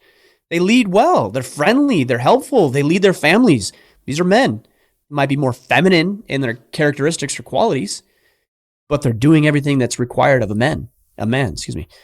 And so, yeah, I don't think we need to like clamor for excuses or exceptions in order to prove that what you and I are saying is wrong. It just is what it is, and that's great, and there's nothing wrong with it. It's fine. You know, bro. Like, honestly, I think that we get I'm sure you're probably the same way because of we're curious people. We want to learn. We listen to a lot of podcasts. We read a lot. So sometimes, and new ideas interest me as well. You know, I'm sure they are to you. So, if there's a new kind of way of thinking coming into the world, I want to know about it. It interests me, and I think that sometimes, we can be led to, if you spend a lot of time on, like you mentioned, Twitter earlier. If you're on Twitter, you might be thinking like, oh my God, there's so many people now who think that blah blah blah blah blah. But when you actually get into the real world and you actually just talk to people in a pub or a bar, wherever. The majority of people believe that men and women are different. Of course. The men and women are. The majority of people think that way because that's how they think. And it's not because they got to. That's just how they think. And I think I'm definitely guilty of this. Sometimes I think that I'm like, oh my God, they're coming for our masculinity. But it's not. It's most people are like, hey, oh, you're helping men to be men? Well, that's great. Most people don't see that as an attack. But how do you, because I can't imagine the amount that you must get because you've got a podcast called Order of Man.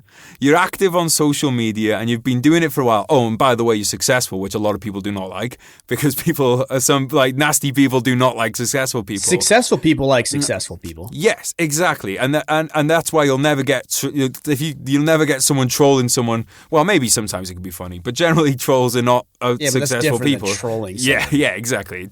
So what I want to know is, how do you deal with how do you deal with criticism and let's call it trolling / just people generally attacking you or your character or maybe even like the bigger pic, maybe even family and stuff. Like, how do you deal with that kind of thing online? Well, the first thing I would say, and I try to be very careful about the verbiage we use because words are important. I don't consider what most people would consider an attack or an assault as an attack or an assault. Like if somebody says to me, you're an idiot, I don't consider that a verbal attack or an assault. Some people would. I don't. You can't assault somebody with your words. Like unless you're actively calling for violence, you're not attacking or assaulting me. Okay. So what would you call it? It's just sharing your opinion, your perspective. Okay. So let's use that then. So if you get negative opinions about your work or that kind of thing, like how have you have you always dealt with it the same way, or is it something you've got better with? And do you? I'm assuming you get like a lot of it. I could be, I might be totally wrong here. I'm just assuming. I mean, not a lot. I mean, people agree with what we're doing. They believe in what we're doing. I think we've done a pretty good job at it. So I don't get a lot, but the people that don't agree with what I'm saying, that's fine. I'll actually listen. If somebody disagrees with what I'm saying and they have an intelligent perspective or thought on it, I'm like, cool. Yeah, share it with me. I'd love to hear, and I'll consider it. Like I genuinely consider it, but I ask myself 2 questions. Is this person credible? Okay. If it's just some rando spouting off online, that undermines your credibility. Why would I listen to that? And the second question is, are they right? That's it. Is this person credible and are they right? And if I can answer those 2 questions in the affirmative, then maybe I ought to pay attention to varying degrees, but maybe I ought to pay attention. And I'm not great at this, because even things that people say that are negative about me still get to me personally. But okay, cool. So you don't see it the same way I do. Drive on, unfollow, go build your own thing, like order of the way that you view the world instead of order of man. I don't care. Like I really don't. And people will try to convince me to prove to them why I'm right or why I'm the authority. I don't give a shit if you listen. I don't care. So I'm not going to play your game and pretend that I need to win you over. If you don't see it the same way I do, drive on with your life. There's a lot of things I hear from people that I both respect and don't respect that I don't agree with. And I've never once been tempted to tell them how wrong they are. I'm like, I just don't agree with that guy. And then I drive on and find people that I agree with or that I admire or respect. And it's not even about disagreement. I have people that I admire and respect who I disagree with. That comes down to credibility and influence, like I talked about earlier. But yeah, I mean, I try to stay above that. And one thing I was thinking about, in fact, this morning is when I get these types of negative criticisms, I can either get sucked into the mud and I won't win there, or I can elevate myself And so trying to become the best version of myself. I'm trying to lead men to lead their families and their businesses and their communities. And if I sound like a little bitch online because some person said something, I'm actually getting into the mud with somebody else. And so there's certain things that I'm beginning to ignore. Like I'm not going to get into a debate because even if I make a good point, I just sound like a little dick. And I'm not interested in that. I need to elevate myself so people see that, oh, Ryan isn't going to get sucked into the fray and Ryan is above this. And that's why we look to him for leadership. So yeah, if somebody sees something different, cool. If you think I'm an a-hole, then cool. Like just unfollow and go find somebody that resonates with you more deeply. That's fine with me. I don't need to win everybody over, just the right people. Yeah, I asked this dude because this is something like, this is one area of my life. If you said like areas like which areas do you need most improvement in? One of my areas of most improvement would be overreaction. Like I overreact to things still, not as much as I used to. I haven't smashed furniture up for a few years now, but like I used to. I got a lot of fucking fucked up furniture in the house because I used to overreact. Me too, man. And walls, I punch walls, but you got to ask yourself, are you the same immature little boy who responds like that? I remember when I was little. I remember vividly. Me and my buddies were hanging out. We were riding bikes, and I was at his house, and I don't know what I got mad about, but I got mad, and I literally picked up the guy's bike. My buddies, my friend, we were probably 8, 9 years old, and I picked it up, and I threw it at his wall. Like I literally picked it up over my head and threw it at his wall. Am I that same person? I'm 30 years older. I hope that I'm not. I hope that I'm more mature, and yet we prove very frequently that we're not much different than the 8-year-old boy who picks up his friend's bike and throws it at the wall like some idiot. So I do try to elevate myself and say, I'm not going to punch that wall. I'm not going to break that furniture. I'm not going to throw that bike. I'm not going to get sucked into the mud with this a-hole. I'm going to put myself above the noise and above the nonsense and step into the calling of leader that I feel inspired and called to step into. Yeah, I think that's great advice for anybody, dude. But like, it's that self-awareness to recognize that there is that 8-year-old in you still. And he comes out, and dude, he comes out in me on social media sometimes. Someone will do it, and I'll be like, oh fuck you then. I'm going to fucking show you. Of course. And then 5 minutes. Who doesn't feel like that? And then 5 minutes later, you're like, I lost because I engaged. That's exactly right. And look, again, I'm saying this because I don't want people to think like, me and Ryan are saying that like, oh, we don't do this stuff because I definitely we all do it. Yeah, I definitely do. So like, but understand that people listening, that whenever you engage with people like that, you lose. You lose every time. As soon as you engage with that, you have lost.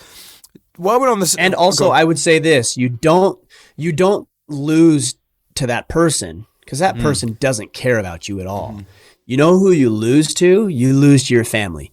You lose to your friends. You lose to people who were following you, that were inspired by you, that did find you credible, that you had influence with, and now you tarnished and diminished that because you acted like a little baby instead of the man they were looking at you to be. You lose with the people you want to inspire, not with the random troll who might even be a bot. Yeah, well, that's a good point. You might even be arguing against fucking Skynet and fucking Terminator screw. But no, dude, I totally agree, and I'm trying to, like, if there's one area in over the next year that I really want to improve in, it's that one, because I looked back at what I posted over the last few months, because I get angry a lot, dude. Like I get angry at government mostly. Mostly I get angry at government. But you've got to look at, say, how is this serving me and how is it serving other people, and it isn't. One of the things I want to thank you for, actually, while we're on the subject of this, on podcasting and stuff, is you made a post once which showed the peaks and troughs of your like downloads and things, and the post was about how you how you didn't give up on. Did you want to give up at points? Of course you did, and I want to thank you for doing that, dude. Because every time like I've had an up and down with a podcast now, that's when you have a memory attached to a thought. Whenever I have that thought now of, oh God, we're on a downhill thing, I always remember that post. So I want to thank you for that. Can you talk us through like how you've come to have resilience with the project? Because you've got some great stories about your first the first time you put a live event on and that kind of thing. So can you just talk us through like your journey about like building Order of Man and what you're kind of learning from it? Yeah, again, I go back to that thing is that I'm just not good enough yet. right? Like, so we are so entitled, right? We think that because we show up, and we have these clever little phrases like showing up is half the battle. No, it's not.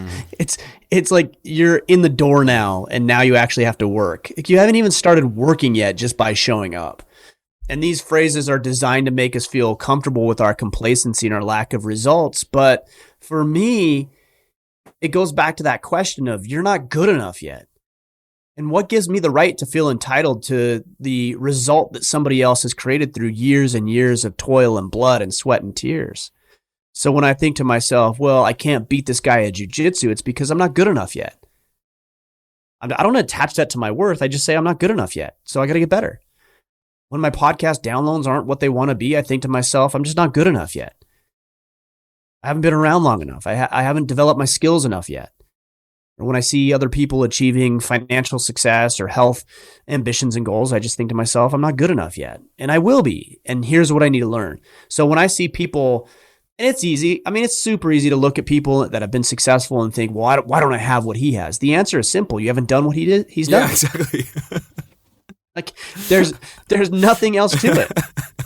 So you can either embrace what that individual's done and do it for yourself, or you can say, I'm not interested in that. I look at guys that I used to be hyper inspired by, and I would compare myself to these individuals, and I started to analyze as objectively as possible what they've accomplished. And I thought to myself, I'm actually not willing to pay that price.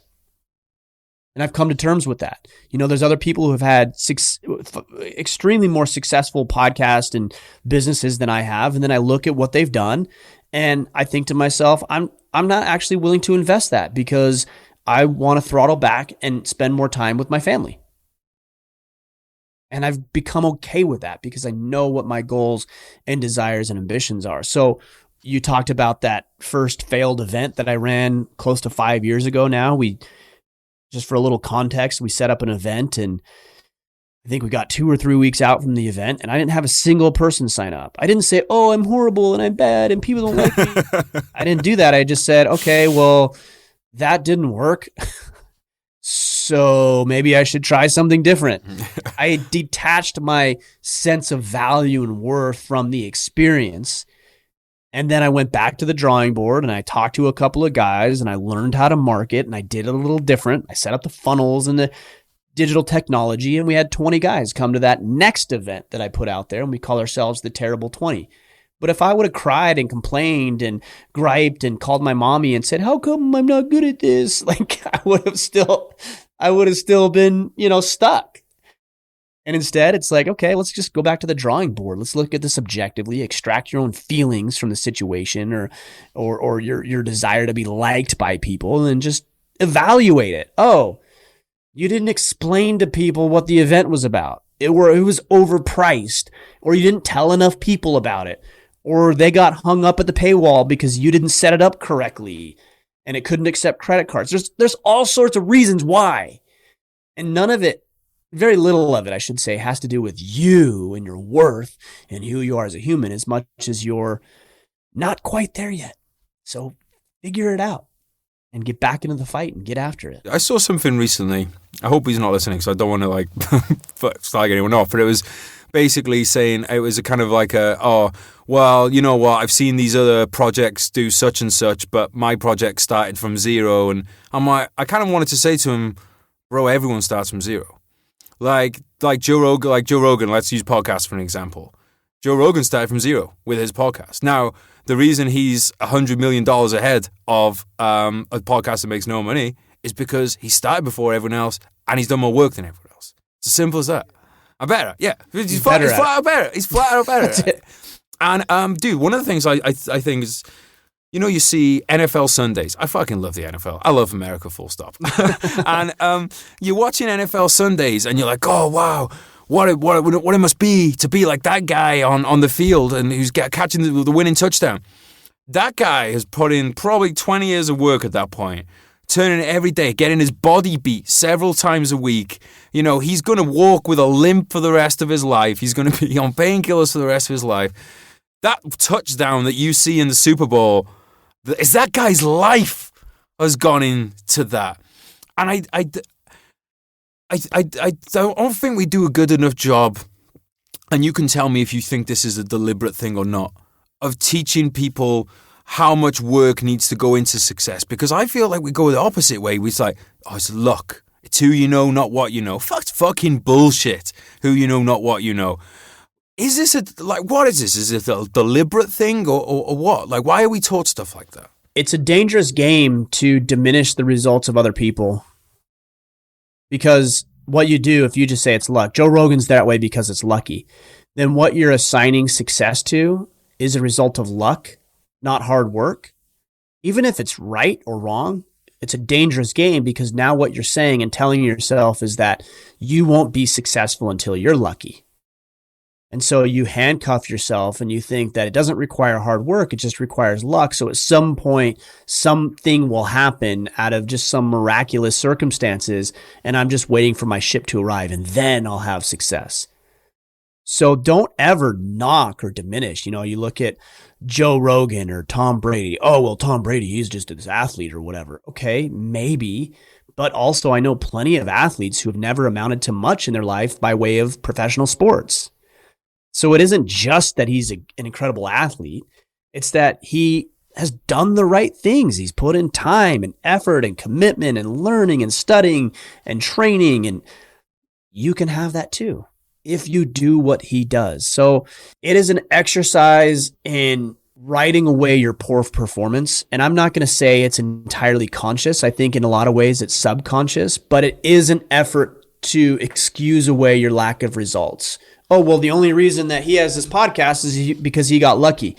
And what you're simultaneously saying is the only reason I'm not a successful podcast is because I'm not lucky. That's what you're saying when you say that. And so you're either doing it consciously or subconsciously, and what you're doing is you're excusing away your lack of performance.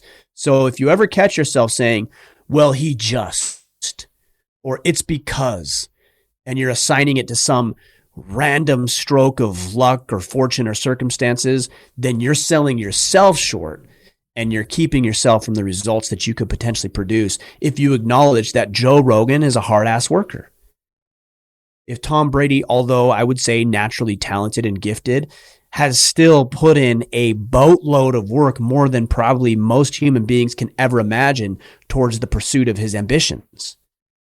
And then you start to acknowledge the reality of your situation, which is it's going to take more work and effort than you think it will. Yeah, I want people to understand that. And if there's one thing that I think, because I'm, like a big fan of Andy, and I always big Andy up, and that's how I've come to you, and I've come to all these other great podcasts, Ed's podcast, all these other podcasts. It's, the people that care about you will tell you that it will take work. Those are the people that care about you, right? Yeah, because they want to paint a realistic picture. They don't want to be delusional, and they don't want you to be delusional either. And again, this all comes back down to, it really does. It comes back down to the participation trophy thing. It's like, because we know we got parents listening, and I know that a lot of you are probably getting, you probably want your kids to be competitive at school, and you got to deal with the other, the teachers and the other parents and stuff. But look, at the end of the day, man, your responsibility is to your kids. So, if you agree with what me and Ryan are saying, then you need to stand up for them. Dude, I wanted to one, all I'll say is I really enjoyed your COVID agenda podcast. I second everything that you say on there. We got to wrap it up soon, so we won't go too deep into COVID. But what I do want to get into, though, is one little story in there that I thought was really beneficial for people to hear. Can you tell people how you dealt with it when you went into a store and they asked you to put a mask on? Yeah, I was a little frustrated because everybody's going to ask you, not everybody, but a lot of stores are going to ask you to wear a mask. But this particular store, I went into this convenience store and they're like, whoa, whoa, whoa, whoa, whoa. And they wanted my wife and I to wear masks. And out front were these signs that are like America and freedoms and Second Amendment rights. And I'm like, what about all your signs there about how badass you are? And you're blaming your mandatory mask mandate on the government. Look, if you're a store and you decide that you want people to mask in your store and socially distance, I can actually respect that. That's your prerogative. You can decide. You're a store. You make your own decisions. But don't blame it on somebody else if something is against your will. Like, just stand up and have some balls. So I just said, all right, thanks. And I got in the car with my wife and we drove down a quarter of a mile down the road and we went into the other store and nobody said a thing about our masks. So for me, I patronize the stores who I believe in, that I think that are doing the right things. And again, if a store decides on their own that they don't want people in there without masks, fine, great. But I get to make a decision too, and I have a say in the matter. And I think that these individuals and these businesses who are, feeling so much pressure from the government in the wake of fines and everything else ought to feel some of the pressure from their potential patrons. There's a store I don't even go to anymore because they made a scene about me not wearing a mask. I'm like, cool, then I just won't patronize your store and I'll spend my money somewhere else and I'm going to vote with my dollars. And that's one of the beauties of this country that we live in. And some people will say, oh, well, it's selfish. No, you know what's selfish is to tell everybody that they need to close their businesses or they need to limit their income. If you're scared or anxious or nervous or skeptical or whatever about COVID, then you stay at home. That's selfless. You stay at home. And let everybody else live the way that they want to live. Well, Ryan, you could infect other people. Those people don't have to be out in public. You can shop on Amazon. You can get things delivered to you. You can do the drive-in thing or whatever. But it's selfish to think that just because you want to go out, that everybody else has to acquiesce to your request. That's where I come from. Yeah, and dude, what I liked about that story was that you were like, hey, you know what? I've got the right to make a decision to not wear a mask. You have the right to decision to tell me not to come in your store. Of course. That's it, dude. It's like you've got your right, I've got my right. Great. There's no need to argue. We can be pleasant. I say, no problem. Have a great day. And that's why I really liked your story, dude. Because, if they have the right to do their thing just as much as you do yours, and that's how it should fucking be. It should not be difficult to have that happen. Yeah, I mean, I'm not going to go into a store and say, I don't have to wear a mask, and fight with their people and their security. Why would I even want to do business with that if they're doing something I don't agree with? So, no, I'm not going to fight with people. That's a waste of time. And I'm going to cut that there because otherwise I could go down the COVID rabbit hole for hours. we've got to wrap this up. So could I. We'll have to do it. Anytime you want to talk COVID, please come on the podcast. COVID and liberty, two of my favorite subjects. But I want to wrap this up and. What I want to know is what do you have what do you have planned for Order of the Man coming up over the next year, and where can people get involved, and any basically final thoughts for the audience? Yeah, I mean, you're listening to a podcast, so you can check out our podcast wherever you're listening to this one. Order of Man is what it's called. You can go to our website, orderofman.com.